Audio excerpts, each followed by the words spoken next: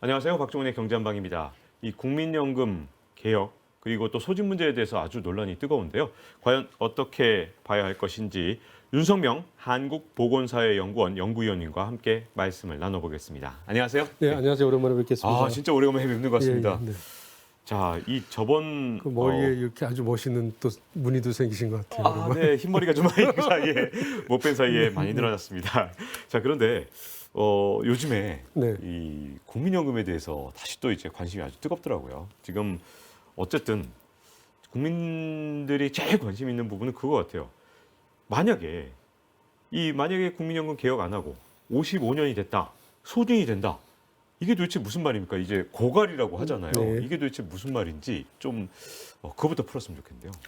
네, 이 부분에 대해서는 이제 이 기금 소진을 어떻게 보느냐에 따라서 굉장히 대립되는 시각이 있습니다. 뭐 아주 간단하게 그냥 말씀을 드리면 올해가 2023년인데 지금 뭐 보험료를 9% 걷고 있고 국민연금 지급률이라 그래서 영어로 인컴 리플레이스먼트 레이트인데 그 근로 활동 기간 동안의 소득 대비 얼마를 연금으로 주냐 그 비율이 그 소득 대체율 뭐 연금 지급률이라 그러는데 그게 42.5%거든요. 그런데 우리가 지금 매년 0.5% 포인트씩 떨어져서 2028년이 되면 40%가 될 겁니다. 이제 보험료는 9%로 고정시키고 2028년 이후부터 소득 대체율 40%로 그냥 픽스 시켰을 때 아무런 조치가 없으면 이번에 재정 계산을 해보니 2055년이면 기금이 소진이 된다는 겁니다.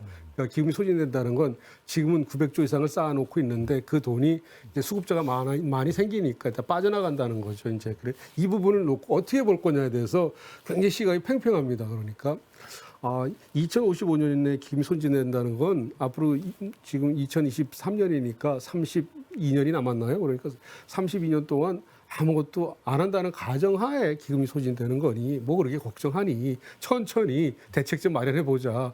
특히 윤석명 같은 사람은 항상 기금이 재정이 불안정하니 그 우리 대책 마련해야 된다고 국민들을 불행하게 하는 공포 마케팅의 주창자 아니냐. 그러니까요. 당신 같은 사람 물 만난 거 아니냐. 네. 이런 식으로.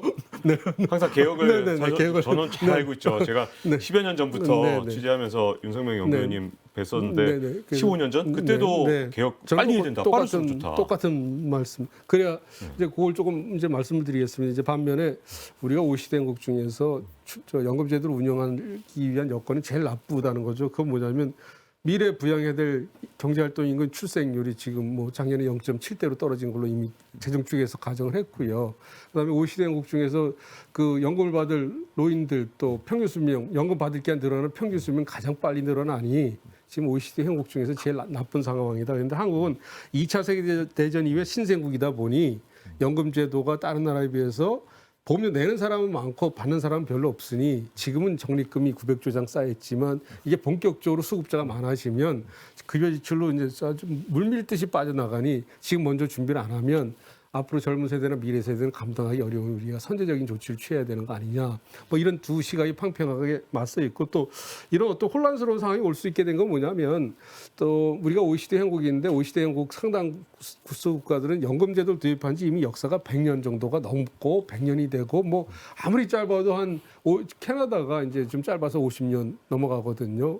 근데 그런 나라들은 연금 제도를 오래 운영하다 보니까 제가 항상 쓰는 표현으로 고조 할아버지 할머니부터 연금을 막 받았어요. 그러다 보니까 이 제도가 이제 굉장히 영어 표현을 머추어 스테이지, 성숙 단계로 온 거죠.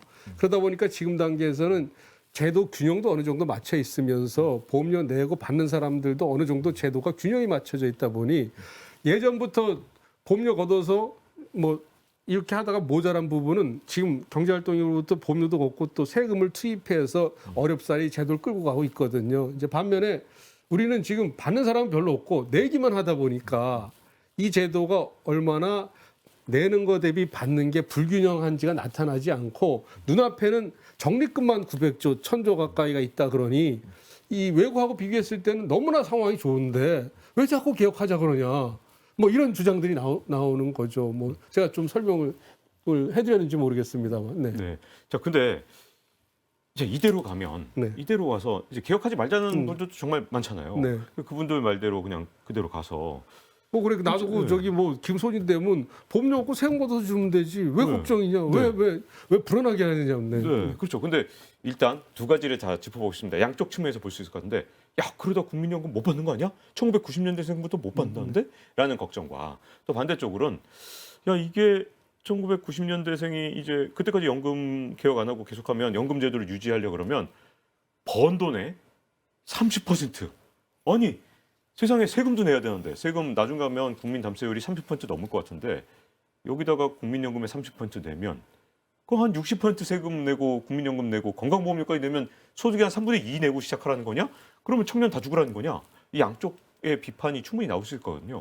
어떻게 보십니까? 만약에 개혁 안 하면. 일단은 뭐 저는 재정 안정화가 굉장히 필요하다고 생각하고 있고요. 첫째는 이제 뭐냐면 우리 제도를 이야기가 굉장히 어려운데 우리만큼 이제 왜냐하면 우린 이제 여기서 논란이 되는 게 뭐냐면 우린 국민연금이 얼마 안 된다 그러지 않습니까? 평균 연금액이 50만 원이 넘을까 말까 한다. 근데 무슨 재정 안정화 조치냐? 노인빈곤율이 OECD 연국 중에 최고인데 뭐 이런 얘기가 나오면 이제 이 일반 국민들 청취자 시청자분들 볼 때는 굉장히 좀 이게 누구 말이 맞지 좀 헷갈릴 거 아니겠어요. 네. 이제 그런데 일단은 우리 정도의 연금 지급률을 제공하는 나라들은 우리보다 보험료를 2배 이상 걷고 있다는 거죠. 네. 독일 사례 보니까 엄청 보험료 내더라고요. 연금 보험료 같은 경우. 좀 18.6% 정도 내는데 이제 문제는 뭐냐면 2배를 내는 게 중요한 게 아니라 그들 나라들은 한 50년, 60년 동안 많게는 우리보다 5배, 6배를 더 내왔어요. 그러니까 누적적으로 우리는 그러니까 제가 잠깐 아까 고조할아버지, 고조할머니 말씀드리는 건 우리보다 5배, 6배를 부담해 오다 보니까 지금 소위 말하는 부가 방식으로 그러니까 부족해서 세금을 넣고 있지만 제도에 내재된 부채가 별로 쌓인 게 없다는 거죠. 근데 아까부터 제가 자꾸 강조드리고 싶은 건 뭐냐면 우리는 눈앞에는 900조 이상이 있지만 제가 자주 쓰는 표현 임플리시트 펜션 데트라고 이제 우리 연금제도가 아주 전문적인 용어는 확정 급여 방식입니다. 영어로는 디파인드 베네핏이라고 보험료를 우리가 88년에 제도 도입할 때는 3%를 냈거든요. 근데 급여 지급률은 70%였어요. 근데 70%를 지급하려면 아무리 고금리 시절이라도 보험료를 20% 이상 걷어야 됐는데 3%만 걷었잖아. 3%. 그러니까 17%못 걷은 게 있지 않습니까? 네. 근데 이미 소득대체 70%는 지급하기로 약속을 했으니 1998년 한 해에만 17% 적게 걷은 보험료. 그게 누적적으로 빚으로 쌓이고 있다는 거죠. 근데 왜 이게 드러나지 않냐면 이분들이 아직까지 본격적으로 연금을 받지 않으니까 받아도 1, 2년밖에 안 받았으니까 이게 티가 안 나니까 이런 부분들이 생기는 거죠. 이제 그랬을 때 이제 한쪽에서 이제 이거 우리 못 받는 거 아니야? 92년생 우리 되면 뭐 55년 기금이 소진되는 못 받는 거 아니야? 그랬는데 뭐 한쪽에서는 이래요. 국민연금공단도 그동안 그랬어요. 국가가 존재하는 한 연금 준다. 걱정하지 말아라. 근데 그건 제가 볼 때 너무 무책임한 발언 같아요. 진짜 무책임하게 너무 느낍니다. 무책임한 발언이에요. 네. 제가 무책임하다고 느끼는 건 뭐냐면 저희가 3% 보험료를 시작해서 보험료를 최대 9%까지 올렸는데 그 9%에서 계약하자 하면서 했음에도 불구하고 25년 동안 단 1%포인트도 보험료를 못 올렸어요. 그것도 25년 동안. 25년 동안. 근데 아까 우리 박 기자님 말씀 주신 거 이거 부가방식 보험료 이거 뭐 30% 되는 거 아니냐 그랬는데 이번 재정축에서는 그게 34.9, 35로 나왔어요. 35. 와. 저희 연구원의 자체 추계에 의하면 그게 38%까지 나오고요. 38%. 네. 세금 별도입니다. 세금 네. 별도. 와, 진짜 이거 어마어마하죠. 건강보험료도 지금 2배 이상 또 없거든요. 인구 고령화에.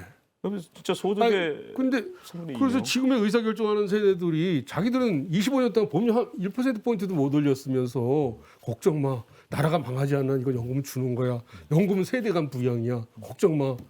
우리도 그랬어. 그런데 자기들이 그랬을 때는 뭐 굉장히 배움 세대로 굉장히 많이 태어난 세대 아닙니까? 고성장 시대였잖아요. 노인들도 별로 없었잖아요. 네. 오래 못 사셨잖아요. 연금을 받는 기간이 짧았잖아요. 그럼 그걸 맞춰서 연금제도도 영어로 타임 베어링이니까 시대 변화에 따라서 맞춰서 제도를 바꿔줘야 되는데 이미 OECD 연국의 70%는 연금 재정에 자동 안정장치라는 걸 도입했어요. 그러니까 출생률이 떨어지고 평균 수명이 늘어나서 연금 받는 기간이 늘어나고 경제 성장이 떨어지면 거기에 맞춰서 연금을 매년 자동적으로 조정을 하는 제도를 도입했는데 우리는 그냥 세대 간 부양이야. 괜찮아.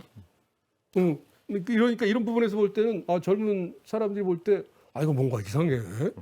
아무리 이렇게 간단 계산기를 두드려보면 이거 좀 아닌 걸로 나타나잖아요. 우리는 어쩌냐. 우리는 평생 우리 앞선 세대분들 보험료만 내주다 우리는 그냥 산화해야 되는 거냐. 이런 불만이 있고 그게 상당 부분 정도의 차이만 있지만 사실인 부분이 있죠. 그리고 이제 또 다른 쪽에서 말씀하시는 분들은 이런 분들이 앞으로 뭐 3, 40년 뒤가 무슨 일이 있을지 아냐. 우리 예를 들면 동해안에서 뭐 석유 유전을 발견할 수도 있는 거고. 그다음에 연금이라는 게 왜 꼭 그 보험료 근로자들 보험료 수입만 걷냐. 우리 사회가 이제 예를 들면 양극화되고 고소득자도 많고 자산가도 많은데 그 고소득자 자산가로부터 세금을 걷어서 충당하면 되지.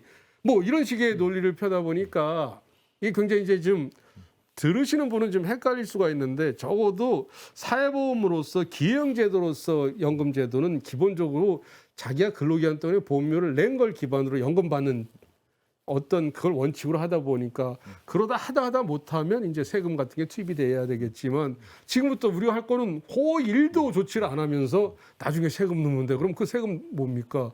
결국 그 당시 경제활동 인구들이 소득세든 뭐 재산세든 뭐 많이 내야 될 거 아니에요 또. 결국 개혁 안 하고 넘어가면 앞으로 청년 세대는 정말 끔찍한 미래를 겪게 될 가능성이 현재로서 굉장히 큰 거네요. 현재로서 가능한 가능성. 예, 제가 하나 예를 들자면 이태리의 마리오라는 사례를 제가 하나 들겠습니다. 이태리의 마리오가 뭐냐면 제가 아는 분의 사위예요. 이태리 친구인데 이제 뭐 이태리에서 공부를 잘했는지 삼성 밀라노 지점에 현지 직원으로 채용됐어요. 이 친구 이제 부인은 한국 분이나 보죠. 그런데 거기 지금 국민연금 보험료가 30%가 넘어요.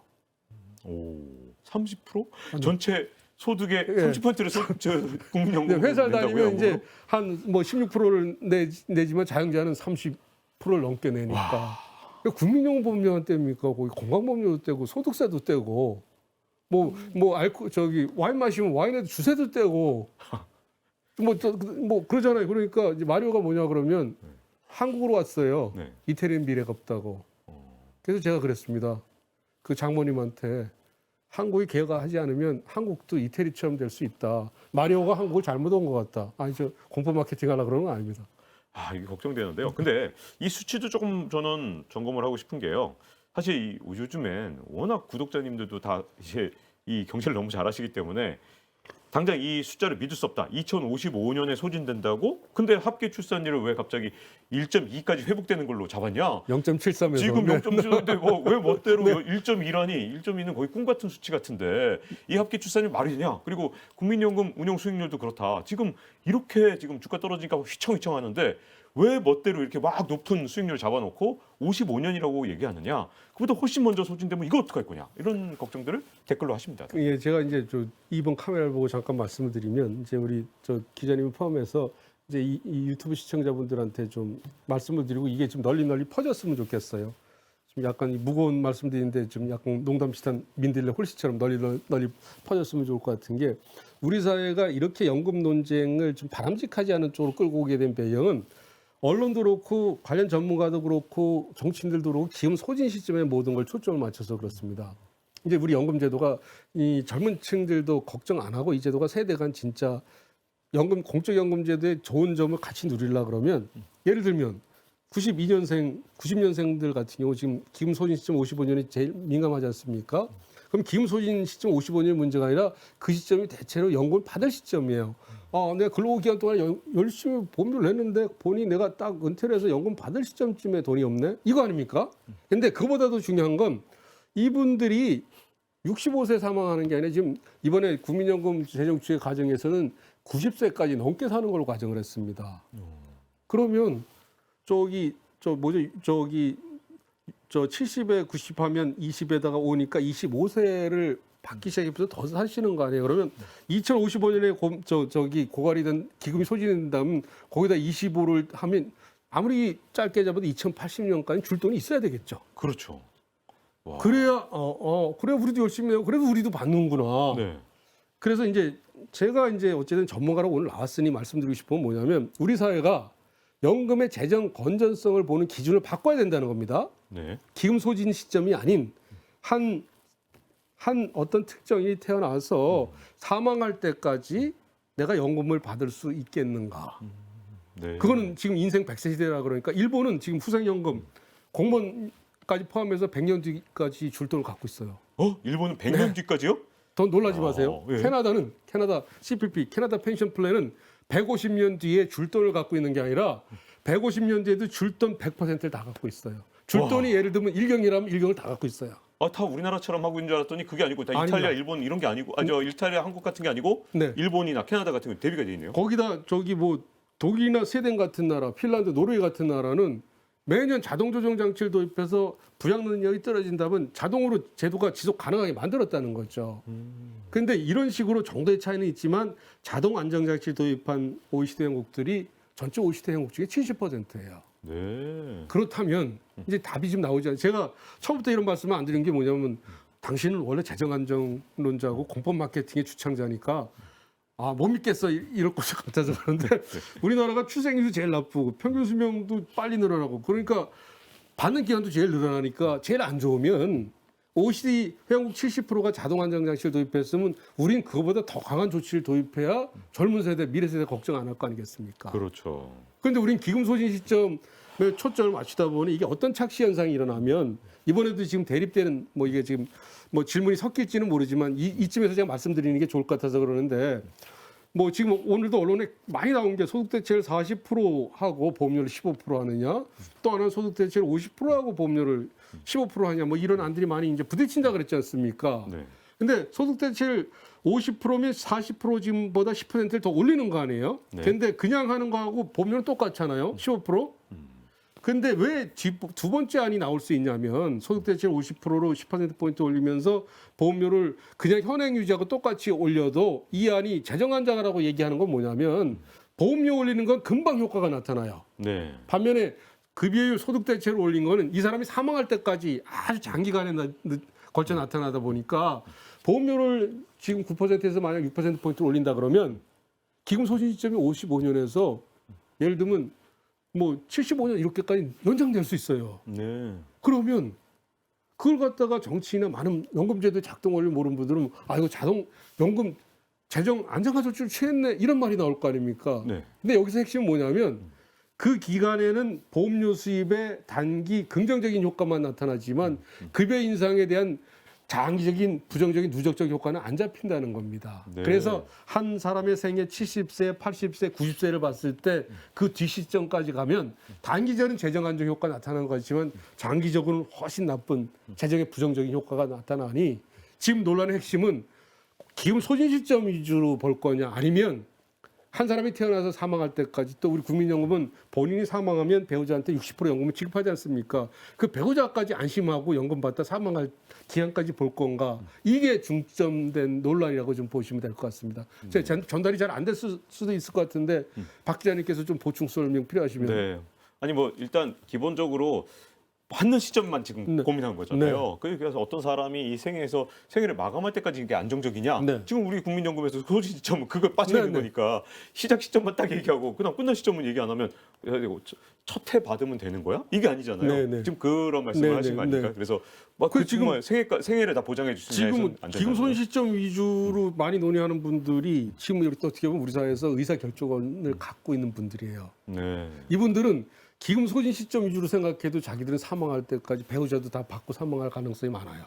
그러니 젊은 층들은 당신들이 이렇게 제도, 당신들이야 모르겠죠. 우리 선배 세대들이 적게 내고 많이 받는 제도 만들었으면 빨리 하루빨리 우리도 안심하게 받을 수 있는 그걸 보여줘야 우리도 좀 적게 받더라도 따라갈 거 아닙니까? 근데 이 젊은 세대들은 관심 있는 분들이야 알지요. 많은 사람들은 지금 뭐 취직도 해야 되고 그다음에 이제 좀 바쁘다 보니까 생업이 또 노후 문제가 당장 문제가 아니다 보니 언론에서 이렇게 나와도 뭐 그러나 보다 하고 상대적으로 저 은퇴가 얼마 안 된 분들이나 연금 받으시는 분들에 비해서는 이 문제에 집중적으로 많이 관여를 안 하지 않습니까? 또 이렇게 여의도에 계시는 분들도 아무래도 이제 그런 부분들을 좀 고려하고 선거 때 그런 부분을 고려하다 보니 장기적인 측면에서 고려가 좀 부족하고 또 하나 이제 문제가 되는 게 이제 우리가 새로 태어나고 젊은 세대들이 노인 인구보다 많다 그러면 여의도에 계신 분들도 여의도란 KBS가 아닌 저기 국회 네, 쪽입니다. 저 옆에 있는 국회, 네, KBS 옆에 있는. 네. 국회 있는 분이 만약에 지금 20, 30대가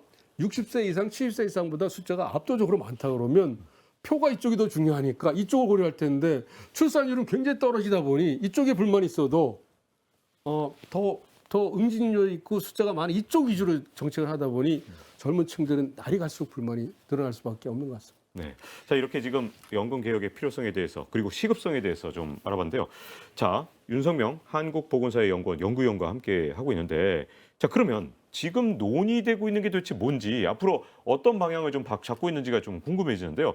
이제 벌써 막 기사들이 나오더라고요. 네네. 자, 그러면 뭐 A안, B안도 있고 도대체 지금 가장 유력한 안이 도대체 뭔지 일단 A안, B안 되게 헷갈려요. 지금 현재 어떤 겁니까? 뭐 연금을 받는 시기도 늦춘다는 등 뭐 여러 가지 얘기들이 나오는데 지금 유력한 안들이 뭐고 지금 뭐 싸우는 부분이 어떤 부분인지 일단은 궁금해요. 이제 그렇게 봐야 될 것 같아요. 이제 그림을 그릴 때 있잖아요. 우리 연금제도라는 게 국민연금 하나만 있는 게 아니고 이제 국민연금 개혁하자 그러면 여기 공무원, 사학, 군인연금 받는 분들 있잖아요. 여기는 이미 적자가 발생하고 있어. 사학연금 아니지만 공무원연금만 올 한 해 적자 보존액이 한 5조 2천억이 될 걸로 예상이 되고 있거든요. 지금 프랑스가 좀 난리잖아요. 100만 명이 뛰쳐나왔잖아요. 거기서 정년 2년 연장하면서 절약하겠다는 게 프랑스 총리, 노동부 장관 얘기가 2030년까지 전 난리치면서 절약하는 액수가 24조 원이더라고요. 그러니까 저는 언론 통해서 그걸 여러 군데 했는데 우리 예를 들면 공무원 연금 보세요. 저 공무원 연금 험담하려고 온 게 아닙니다. 제 집사람도 비슷한 연금을 받을 자격을 갖춘 사람인데 근데 저 올 한 해만 5조 2천억이라 그러면 5년 잡으면 25조가 넘어가잖아요.